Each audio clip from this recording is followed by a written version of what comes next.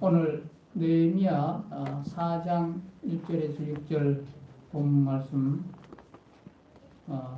보겠습니다. 산발락과 도비아가 연약한 유다 사람들, 그리고 그 성은 여호가 올라가도 곧 무너지리라고 하는 그러한 연약함인데, 가만히 있어도 곧 무너지고 없어질 텐데 왜 이렇게 이 사람들이 유다 사람들에게 대해서 분노하고 비웃고 업신여기고 욕하고 왜 그래 했겠습니까? 이 유다 사람들이 연약했지만 하나님이 함께하는 백성이기 때문에 두려워하는 것입니다. 우리 그리스도인이 연약합니다. 어떤 면에서도 연약하고 부족해 보이지만, 그러나 우리가 보통 사람이 아닙니다. 왜냐? 하나님이 함께하는 백성들이기 때문에 우리는 어떠한 위치에서도 해낼 수 있습니다. 주님의 삶을 드러낼 수 있고 일을 해낼 수 있습니다. 왜냐? 능력의 하나님, 지혜의 하나님, 인격의 우리 주님, 그분이 우리와 함께 하시기 때문에 가능하다는 것입니다. 그래서 오늘 말씀의 제목도 우리가 비판을 받을 때 좌절하지 말고 비판을 돌파의 에너지로 쓰라 하는 이렇게 제목을 달았습니다. 본문을 조금 말씀드리면, 느헤미야 3장 1절에서 이제 7장 4절은 예루살렘 성벽 재건에 대해서 다루고 있는데, 그 중에서 이제 이 3장은 성벽 재건 공사 공로자들의 그 주요 명단이 공사 구역에 따라서 했고, 이제 4장 1절에서 7장 4절은 성벽 공사, 이 재건 공사가 대적들의 집요한 방해 속에서도 어떻게 진행되어서 완료되었는가를 지금 말씀하고 있는데, 그래서 오늘 본문은 바로 그 시작 부분으로서 대적들의 조롱을 통한 성벽 재건 공사 방해와 또 이제 그로 인한 느헤미야의 기도가 나오고, 또 대적들의 방해 속에서도 이 성벽 재건 공사가 계속 진행됐다는 사실을 오늘 본문에서 말씀해 주고 있습니다. 이러한 내용이 오늘 우리에게 어떤 교훈을 주는지 살펴보도록 하겠습니다. 먼저 1절을 보십시다. 산발랏이 우리가 성을 건축한다 함을 듣고 크게 분노하여 유다 사람들을 비웃으며 했습니다. 여기 보니까 유다 기한민이 예루살렘 성을 중건한다는 소식을 듣고서 산발랏이 크게 분노하고 비웃었다고 했습니다. 이 산발랏은 어떤 사람인가? 산발랏은 당시 사마리아 지역을 다스리던 총독이었습니다. 성경은 그를 호론 사람이라 이렇게 말하고 있어요. 2장 10절에 보면 그렇게 말을 하고 있는데, 이 호론은 에브라임 남쪽에 위치한 벳호론을 호론이라고 합니다. 이런 것으로 봤을 때 이 산발랏은 아수르의 인종 혼합 정책에 따라서 이스라엘 사람과 이방인 사이에서 난 그러한 후손일 것으로 추정이 됩니다. 그는 일찍이 느헤미야가 귀환했을 때 이스라엘 자손을 흥황하게 하는 사람이 왔다는 말을 듣고 근심했다고 했습니다. 그게 2장 10절에서 나왔습니다. 또 이스라엘 자손들이 예루살렘 성벽을 중건하기로 결의했을 때 그것은 페르시아 왕을 반역하기 위한 일이라고 협박하기도 했습니다. 그것은 바로 2장 19절에서 그렇게 말씀했습니다. 그런데 자신의 협박에도 불구하고 이스라엘 자손들이 성중건을 강행하니까 분노하고 비웃은 것입니다. 여기서 그가 비웃은 것은 물론 이스라엘 자손들의 사기를 꺾어서 이 성중건을 중단시키기 위한 것이었습니다. 그렇다면 산발랏은 왜 이처럼 예루살렘 중건을 싫어하고 성을 중건하려는 이스라엘 자손들에 대해서 분노하는 이 적대적인 그런 태도를 왜 보이느냐 하는 것입니다. 그것은 예루살렘 성의 중건은 곧 자신의 통치 영역에 축소를 당한 것이기 때문에 그렇습니다. 페르시아는 피정복민에 대해서 그들이 각종 세금을 바치고 또 페르시아에 충성하는 이런 조건으로서 매우 관대한 정책을 실시했습니다. 그래서 이제 종교의 자유를 허용해주고 또 정치적으로는 많은 자치를 허용해 줬습니다. 그런데 이 바벨론에서 귀환한 이스라엘 자손들은 예루살렘 성전을 재건하는 등 선민 국가의 재건을 힘써왔지만 아직 정치적으로 자치를 누리지는 못하고 사마리아 이 총독의 관할하에 있었습니다. 왜냐하면 당시 이스라엘은 정치적 자치를 누릴 수 있는 그런 조건을 갖추지 못했습니다. 그런데 이 예루살렘 성이 재건되면 이제 이스라엘은 한 국가로서의 기능을 할 수 있었고 결국에는 이 사마리아 총독의 관할에서도 이제 벗어날 수 있었습니다. 느헤미야는 이처럼 이스라엘을 정치적으로 재건할 사명을 가지고 귀환을 했는 것입니다. 그러나 이스라엘의 이 정치적 재건은 산발랏에게 있어서는 굉장한 심각한 그것은 타격이었습니다. 그러하기 때문에 그는 이스라엘 자손들이 이 예루살렘 성벽 재건을 이제 개시하자 크게 이제 분노할 수밖에 없었는 것입니다. 그는 할 수만 있다면 군대를 동원해서라도 느헤미야와 이스라엘 자손들의 이 예루살렘 중건을 방해하고 싶었을 것입니다. 그러나 그렇게 할 수 없었던 것은 이 예루살렘 성 중건은 페르시아 왕이 허락한 일이기 때문에 그렇게 못하는 것입니다. 그러므로 그는 어찌할 수 없는 상황에서 크게 분노하고 이스라엘에 대해서 적대적인 태도를 보이면서 조롱하면서 이 성벽 재건을 중단시키려고 했던 것입니다. 여러분, 이 산발랏의 이러한 태도는 오늘날 이 성도와 교회에 대한 세상의 태도하고도 비슷하다는 것입니다.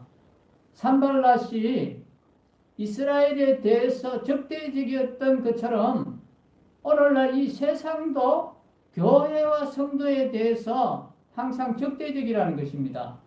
그것은 세상과 교회는 소속이 다르기 때문에 그렇습니다.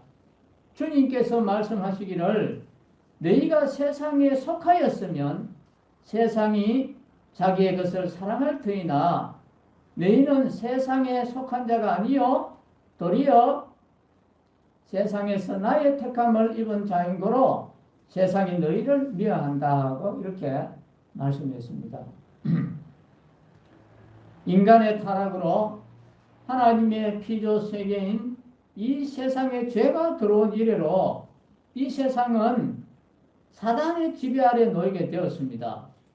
이는 마치 이스라엘이 범죄함으로 하나님의 징계를 받아서 하나님의 약속의 땅에서 쫓겨남으로 그 땅이 이방인인 사마리아 총독의 관할 아래 놓이게 된 것과 똑같습니다.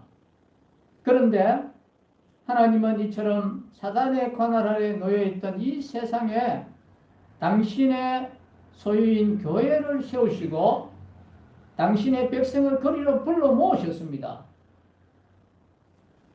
마치 사마리아 총독에 관할하여 있던 유다 땅에 이스라엘 자손을 다시 불러 모은 것처럼 똑같은 것입니다. 그리고 하나님을 지금 그러한 교회를 통해서 이 세상에서 당신의 나라를 확장하여 가고 계신다는 것입니다. 여러분, 이를 사단이 좋아하겠습니까?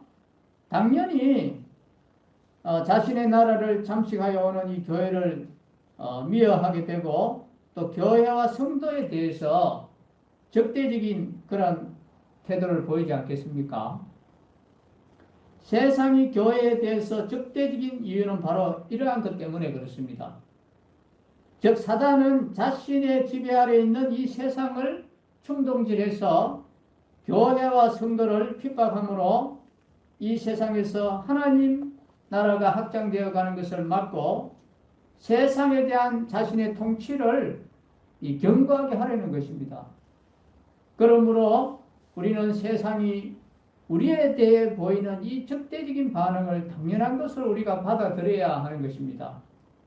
그리고 하나님을 의지하여 이 사단의 지배 아래 있는 이 세상과 우리는 선한 싸움을 싸워야 합니다.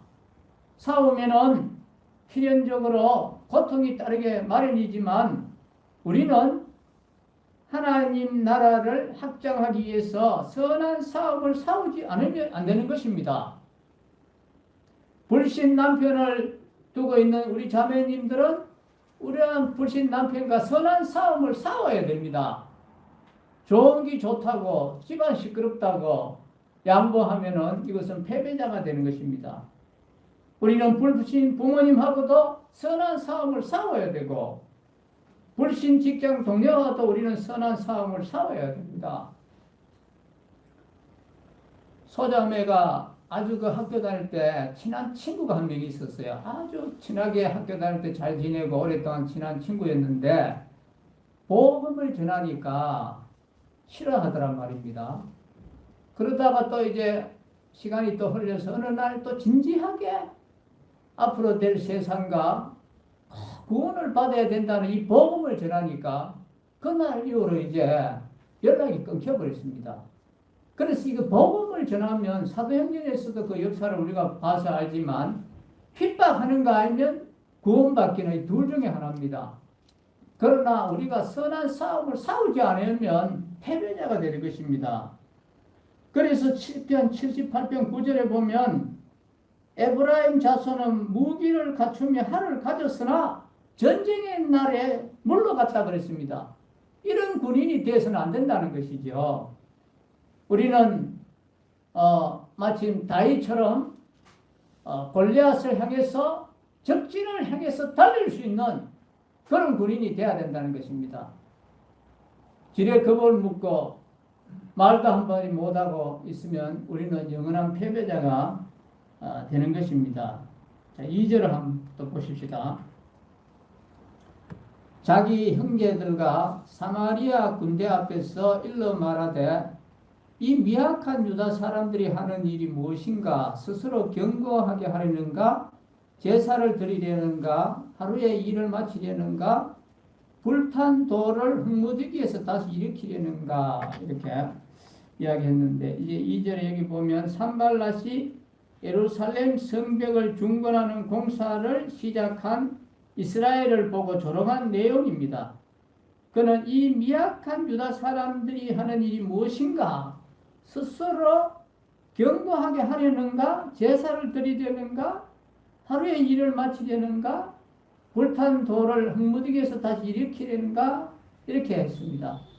이는 이스라엘 스스로의 능력으로는 예루살렘 성을 중건할 수 없다는 그런 조롱입니다. 이러한 산발랏의 조롱은 이스라엘의 사기를 끊기 위한 것으로 어느 정도 과장한 측면이 없지 않습니다만은 그러나 산발랏이 이렇게 이스라엘을 조롱할 정도로 당시 이스라엘의 형편이 보면 아주 열악했습니다. 당시 그 이스라엘은 전체 인구가 한 5만 명 정도밖에 되지 않았습니다. 그리고 또 이 경제적인 여건도 매우 좋지 않았어요. 과중한 세금과 또 주변 그 족속들의 약탈로 매우 어려운 처지에 있었습니다.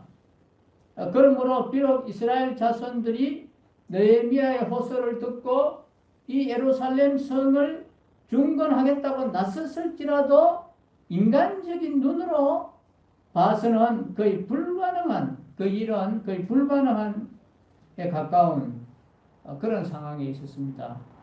그러므로 산발랏은 이스라엘 자손들이 이 예루살렘 성을 중건하는 것을 보고 크게 분노하기는 했지만 적어도 예루살렘 성곽이 하나로 다 이어질 정도로 공사가 진척될 때까지는 물리적인 방법을 동원해서 방해하지는 않았던 것입니다.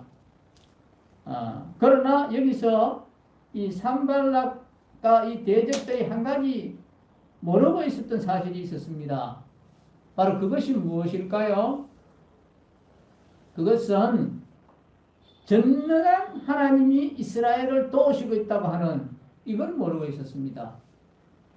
그들은 이스라엘의 이 외적인 모습만 보고 이 미약한 유다 사람들이 하는 일이 무엇인가 하고 조롱했지만 사실 이스라엘의 배후에는 세상의 그 어떤 도움과 지원보다도 강력한 하나님의 도우심과 지원이 있었던 것입니다. 대적들은 이 사실을 몰랐기 때문에 이스라엘을 우습게 여겼고 그런 말미암아 낭패를 당하고 말았던 것입니다. 그들은 이스라엘이 이 성벽 재건을 52일이라고 하는 이러한 단시일에 마치자 그때서야 그 일이 하나님이 이루신 그 일임을 알고서 이 사람들이 이제 두려워하고 낙심한 것을 우리가 볼 수가 있습니다. 여러분, 오늘날 교회에 대한 세상의 판단이 이와 같다는 것을 우리가 아셔야 합니다. 세상은 교회의 이 옛적인 모습만 보고 이 미약한 자들이 무엇을 하겠는가 하면서 조롱하고 있습니다. 사실 교회의 옛적인 모습만 보면 도대체 무슨 능력이 있을까 싶은 정도로 미약해 보입니다. 따라서 세상이 교회를 조롱하는 것은 무리는 아니다는 것이죠. 세상의 눈에 이 교회는 마치 골리앗의 눈에 비친 양치기 소년 다윗과 같은 것입니다. 그래서 우스워 보이는 것입니다. 생각해 보십시오. 아직 소년 티도 벗지 못한 이 다윗이 막대기를 들고 자기와 싸우겠다고 덤비는 그 모습이 골리앗이 보기에는 얼마나 그것이 우습게 보였겠습니까?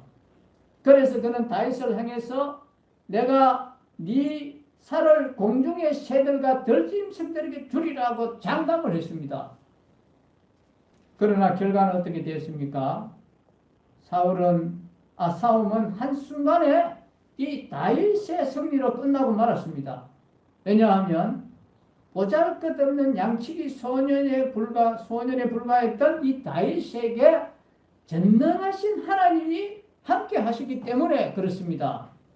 여러분, 오늘 우리 교회도 이 세상에 보기에는 참 미약하고 아무것도 할 수 없는 것처럼 보이지만 사실 교회에는 세상을 이길 힘이 있습니다.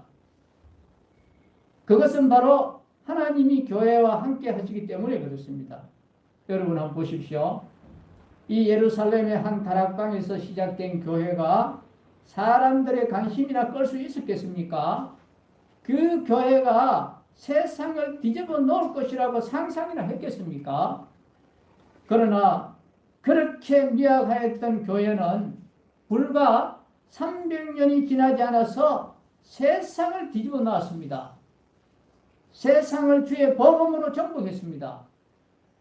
교회는 약해졌지만 교회와 함께 하시는 하나님은 강하였던 것입니다. 3절 한번 보십시다. 3절에 암몬 사람 도비아는 곁에 있다가 이르되 그들이 건축하는 돌 성벽은 여호가 올라가도 그 무너지리라 했습니다. 이제 3절에 보니까 암몬 사람 도비아가 산발랏의 곁에 섰다가 그와 보조를 맞춰서 이스라엘 자손들을 조롱하는 내용이 여기에 나오고 있습니다. 그는 산발락과 마찬가지로 이스라엘의 능력을 겉으로 나타난 것만 가지고 평가했기 때문에 그들이 예루살렘 성벽을 튼튼하게 중수할 수 있으리라고는 전혀 기대하지 않았습니다. 따라서 그는 이스라엘이 비록 예루살렘 성을 중건한다고 해도 매우 부실해서 성으로서의 구실을 할 수 없을 것이라고 장담을 했습니다. 그래서 여호가 올라가도 곧 무너지리라고 그가 말한 걸 보면 그가 이스라엘의 능력을 얼마나 우습게 생각했는지 잘 알 수 있는 것입니다. 대규모 토목 공사를 하기 위해서는 충분한 기술력이 있어야 돼요. 또 자금도 확보되어야 됩니다. 그런데 이 대적들이 보기에 당시 이스라엘은 도무지 예루살렘 성을 중건할 만한 기술력도 없었습니다. 자금도 없었어요. 그리고 일할 사람도 많이 없었습니다. 이것은 객관적 사실이었습니다. 산발랏이 그렇게 말해서가 아니라 당시 이스라엘의 이 형편이 실제 그러했다는 것입니다. 그러기에 이스라엘은 더욱 하나님을 의지하며 도우심을 구할 수밖에 없었습니다. 여러분, 오늘 교회의 형편이라고 해서 느헤미야 시대의 이스라엘의 형편과 크게 다르지 않다는 것입니다. 오늘날 대형 교회들이 곳곳에 세워진 것은 사실이지만 이 교회에 대한 세상의 평가는 일반적으로 봤을 때는 부정적인 평가입니다. 세상 사람들은 교회가 도대체 무엇을 할 수 있겠느냐? 이렇게 이야기합니다. 특히 코로나 시대 때는 우리가 교회 욕을 많이 먹고 있는데 여러분, 우리는 이러한 교회에 대한 세상의 평가를 우리가 겸손하게 우리가 인정해야 합니다. 교회는 사실 스스로의 힘으로는 무엇을 할 만한 능력이 없습니다. 여러분, 교회의 구성원들을 한번 보세요. 사도 바울이 뭐라고 말을 했습니까? 이 교회의 구성원들 보면은 가난하고 힘이 없는 사람들, 또 실패한 사람들, 소외된 사람들, 병든 사람들이 많습니다. 어떻게 보면 교회는 무능력자의 집합소라고도 할 수 있습니다. 그래서 사도 바울은 일찍이 하나님께서 세상의 미련한 것들을, 또 약한 것들, 천한 것들, 멸시받는 것들, 없는 것들을 택하서 부르셨다, 이렇게 말씀했습니다. 그러므로 교회 자체는 세상 사람들이 보기에나 실제적인 면에서 지극히 약한 것이 사실입니다. 교회는 스스로는 어떤 일도 할 수 없을 만큼 연약한 집단인 것입니다. 여러분, 바로 여기에 우리 교회가 머리 대신 주님을 더 의지해야 될 이유가 여기에 있는 것입니다. 우리는 아무것도 할 수 없기에 능력의 주님을 더 의지해야 합니다. 무슨 일을 하든지 먼저 주님께 도우심을 구하고 주님이 공급하시는 그 힘으로 우리가 해야 됩니다. 교회는 무슨 일이든 주님을 의지해서 해야만이 능력이 나타날 수 있고 세상을 변화시키고 영향력을 끼칠 수 있는 것입니다. 교회가 조금 커졌다고 해서 또 사람이 좀 많아졌다고 해서 교만할 것이 아무것도 없습니다. 우리 힘으로는 우리는 하다가는 세상의 웃음거리밖에 되지 않습니다. 그러하기 때문에 우리 교회는 또 교회가 교회다워지기 위해서는 능력 있는 머리 대신 우리 주님을 의지하는 것을 우리가 늘 잊지 않아야 되는 것입니다. 이제 4절, 5절 보십시다. 우리 하나님이여 들으시옵소서. 우리가 업신여김을 당하나이다. 은하건대 그들이 욕하는 것을 자기들의 머리에 돌리사 노략거리가 되어 이방에 사로잡히게 하시고 주 앞에서 그들이 악을 덮어두지 마시며 그들의 죄를 도말하지 마옵소서. 그들이 건축하는 자 앞에서 주를 노하시게 하였음이니이다. 이 4, 5절은 산발락과 도비아의 조롱 담긴 이제 해방에 대한 느헤미야의 반응인데, 즉 느헤미야는 하나님께서 공의로 그들을 심판해 주실 것을 강구하고 있습니다. 하나님과 하나님의 백성이 업신여김을 당하는 이 현실이 느헤미야로서는 참 견디기 어려웠을 것입니다. 그러나 그럼에도 불구하고 느헤미야는 감정적으로 대처하지 않았습니다. 그는 대적들의 이 해방 앞에서 자기 감정을 억제하고 모든 것을 아시는 하나님께서 적절히 조치해 주시도록 강구했습니다. 우리는 이러한 느헤미야 태도를 통해서 대적들로부터 우리가 해방을 받을 때 어떻게 대처해야 하는가, 이것을 우리가 교훈받을 수가 있습니다. 여러분, 우리는 대적들이 아무리 우리를 괴롭게 하고 감정을 상하게 한다 해도 그들에 대해서 감정적으로 대처해서는 안 되는 것입니다. 감정적으로 대처하면 우리만 손해를 봅니다.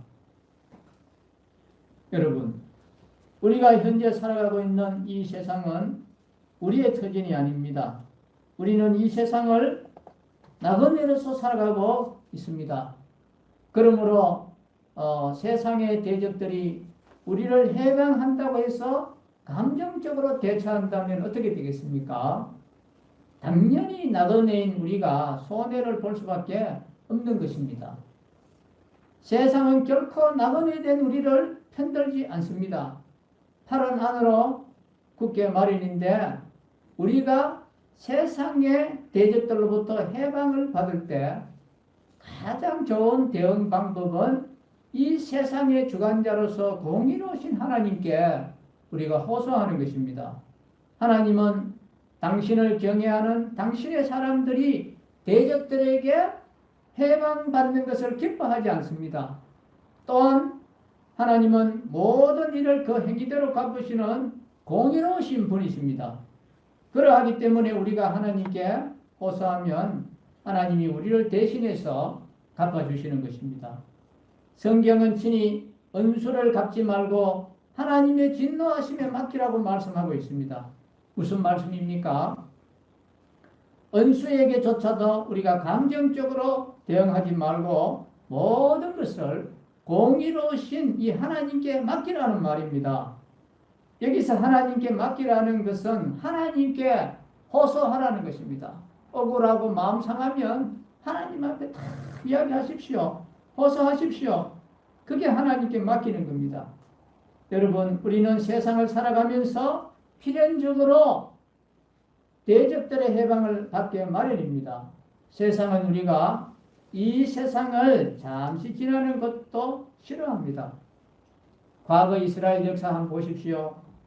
암몬 사람들이 출애굽한 이스라엘 백성들이 가나안을 향해서 행진할 때 자기들의 영토를 지나는 것조차도 거부했습니다. 그것처럼 이 세상은 우리가 잠시 세상에 머무는 이것도 원하지 않습니다. 그러므로 우리가 세상에서 해방을 받는 것은 필연적인 일인 것입니다. 이럴 때 여러분은 세상과 같이 감정적으로 대처해서는 안 되는 것입니다. 모든 것을 하나님 앞에 맡기고 호소함으로써 우리가 대응해야 됩니다. 그것이 우리가 이 세상을 보다 편안히 지나는 방법이고, 또 물론 또 대적에게 확실하게 복수하는 그러한 길이기도 합니다. 왜냐하면 우리는 힘이 없어 할 수 없는 복수도 하나님은 완전하게 하실 수 있는 능력이 있고, 또 공의로우신 분으로서 반드시 이 대적들로 그 대가를 치르게 하실 수 있는 분이시기 때문에 그렇습니다. 자, 5절 한번 보십시다. 5절에 주 앞에서 그들의 악을 덮어두지 마시며 그들의 죄를 도말하지 마옵소서. 그들이 건축하는 자 앞에서 주를 놓아시게 하였습니다. 이제 5절에 보니까 느헤미야는 대적들의 해방에 대해서 주의 앞에서 그 악을 덮어두지 마옵소서 이렇게 기도했습니다. 이러한 느헤미야의 기도는 하나님의 공의가 온전히 시행되기를 바라는 기도라고 할 수 있습니다. 의인들이 고통을 당하고 악인들이 형통하는 세상을 보면서 하나님의 일꾼들은 이렇게 기도했습니다. 여러분, 하나님의 공의대로 한다면 의인이 잘되고 악인이 망해야 되는 것이 이게 순리 아니겠습니까? 하지만 현실은 그렇지 못한 것이 사실입니다. 오히려 이 세상에서는 의인이 고난을 당하고 악인들이 잘되는 일이 아주 많이 있습니다. 의인이 악인들에 의해서 고통을 당하는 일이 많이 있습니다. 마치 하나님의 공의가 실종된 것처럼 보일 때가 있습니다. 그런데 하나님은 이에 대해서 이렇게 말씀합니다. 시편 37편 1절에 보면 이렇게 말씀하고 있습니다. 행악하는 자를 인하여 불평하지 말며 불의를 행하는 자를 투기하지 말지어다. 그리고 이제 그 이유로 저희는 풀과 같이 속히 배임을 보게 되고 푸른 채소같이 세장할 것이라고 이렇게 말씀했습니다. 무슨 말씀입니까? 악인들의 번영이나 형통은 일시적이고 곧 하나님의 심판을 받게 된다는 것입니다. 악인들은 현재 형통하다고 할지라도 하나님의 심판에 직면하게 되고 하나님의 진노를 피하지 못한다는 말씀입니다. 하나님은 같은 시편에서 계속해서 이렇게 말씀하고 있는데 여호와 앞에 잠잠하고 참아 기다리라. 자기 길이 형통하며 악한 꾀를 이루는 자를 인하여 불평하지 말지어다 그랬습니다. 그리고 이제 잠시 후에 악인이 없어지리니 내가 그것을 자세히 살필지라도 없으리로다 그랬습니다. 여러분, 하나님의 공의는 악인을 용납하실 수 없습니다. 그리하여 하나님이 살아계시는 한 악인들은 궁극적으로 하나님의 형벌의 심판을 피하지 못하는 것입니다. 그들의 번성이나 형통은 일시적입니다. 악인들이 번성하고 형통하는 것은 하나님이 공의롭지 않거나 하나님이 계시지 않기 때문이 아닌 것입니다.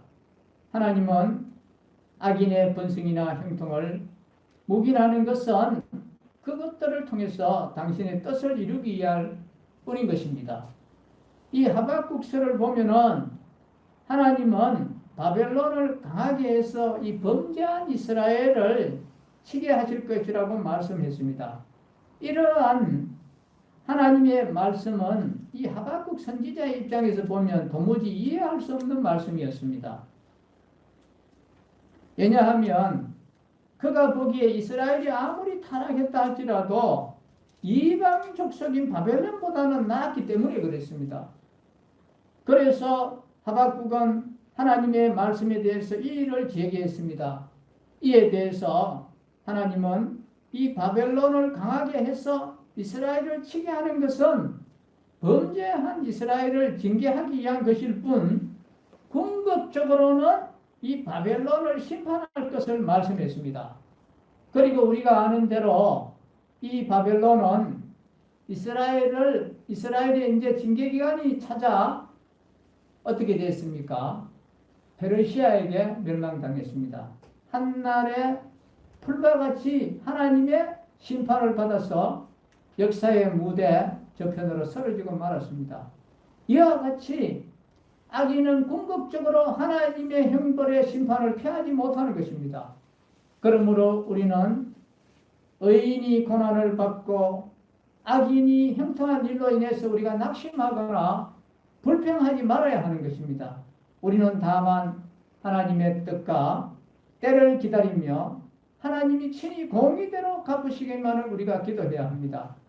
악인들이 설령 이 세상 사는 날 동안 줄곧 형통한 삶을 산다고 해도 그 기간은 이 영원에 비하면 아주 순간에 지나지 않는다는 것입니다.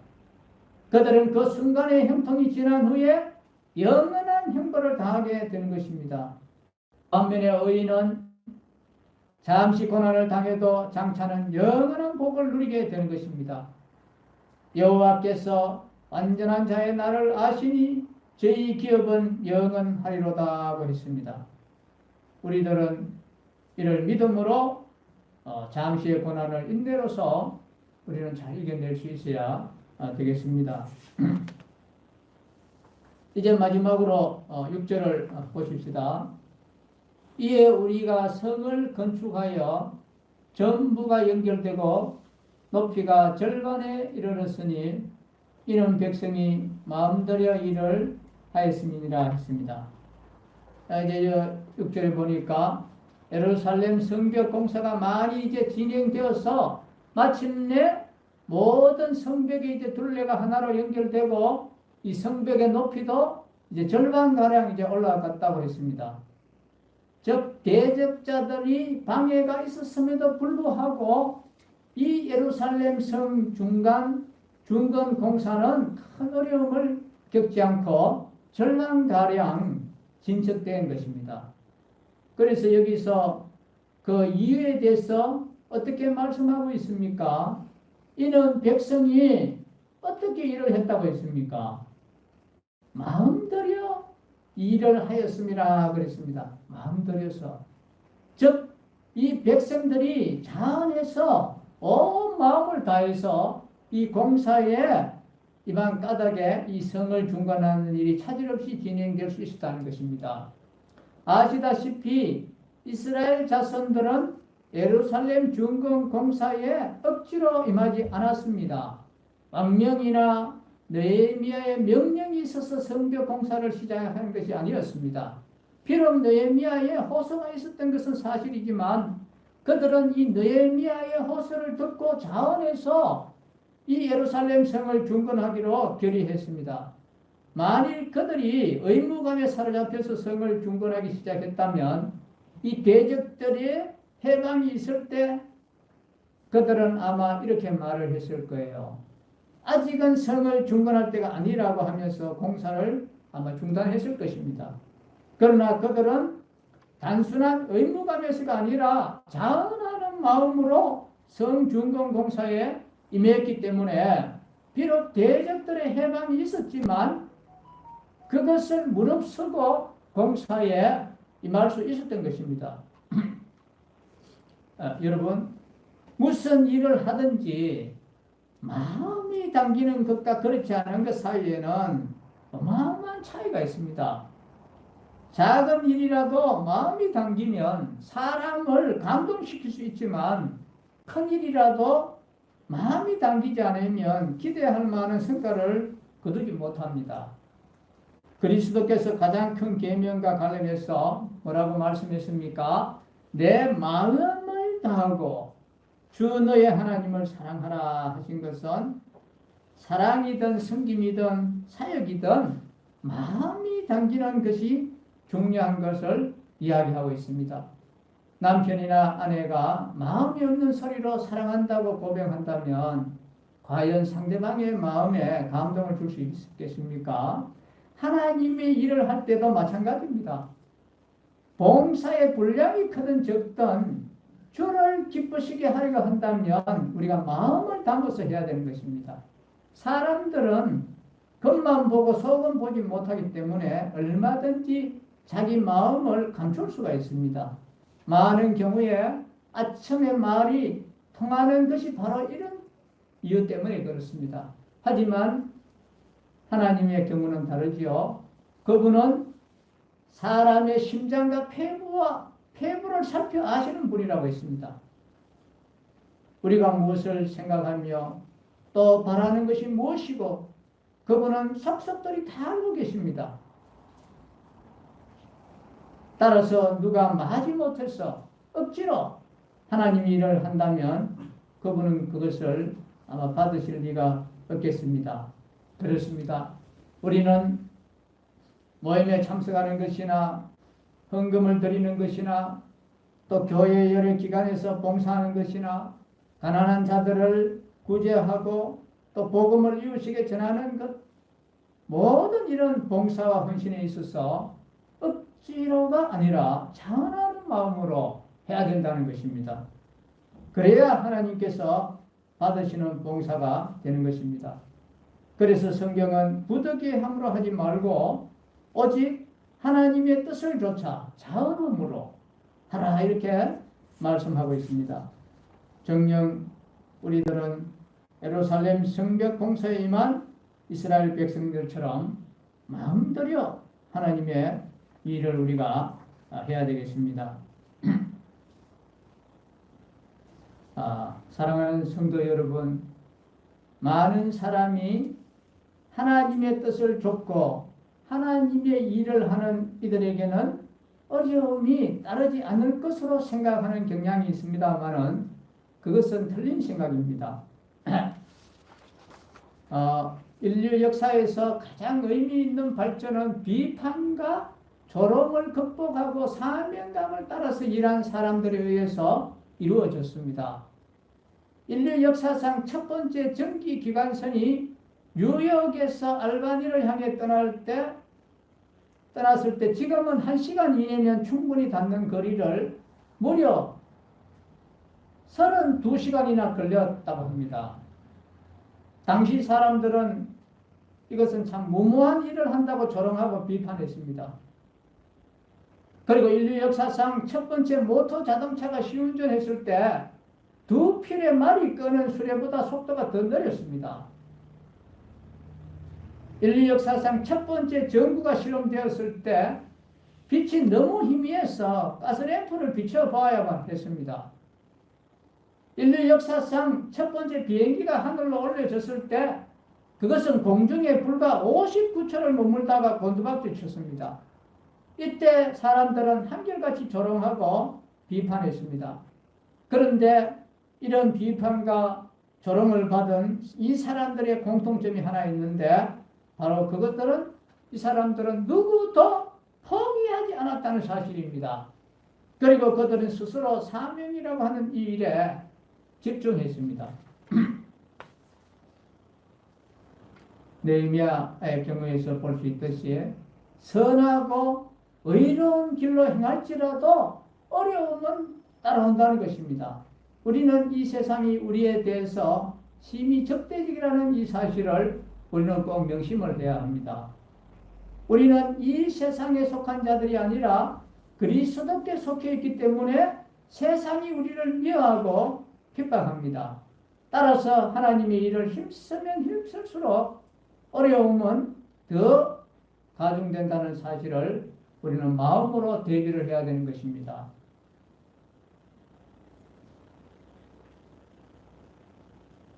그래서 사도 바울은 우리가 하나님 나라에 들어가려면 많은 환난을 겪어야 하는 것이 환난을 겪어야 한다고 했습니다.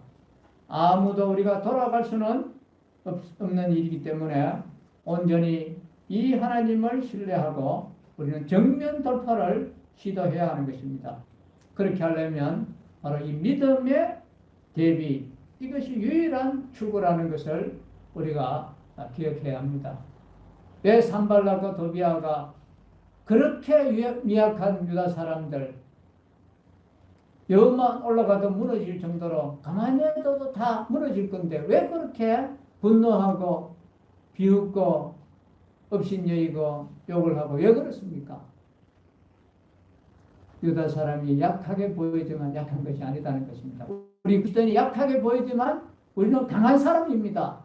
어느 위치에서 우리는 그리스도를 나타낼 수 있습니다. 할 수 있습니다. 능력이 있습니다. 왜 그렇습니까? 하나님이 우리와 함께 하시기 때문에 우리가 보통 사람이 아니라는 것이죠. 기도하십시다. 아버지 하나님, 하나님의 일을 하는 데 있어서는 대적들의 방해가 있듯이 이 세상은 하나님 나라에 속한 것이 아니라 마귀에 속함으로 우리 편이 절대 될 수 없는 이러한 가운데서 우리는 늘 능하신 주님을 의지하고 어떤 위치에서라도 우리는 감정적으로 대처하지 않고 주님을 의지함으로 주님의 인격이 나타나서 또 승리하는 저희들이 되게 해주시고 또 선한 싸움을 싸우기 위해서 우리는 담대하고 이 하나님의 나라의 확장에 쓰임받고 아버지 하나님의 뜻을 이루어드리는 저희들이 되도록 주님 도와주시옵소서. 우리 남북의 성도들 불쌍히 여겨주시옵소서.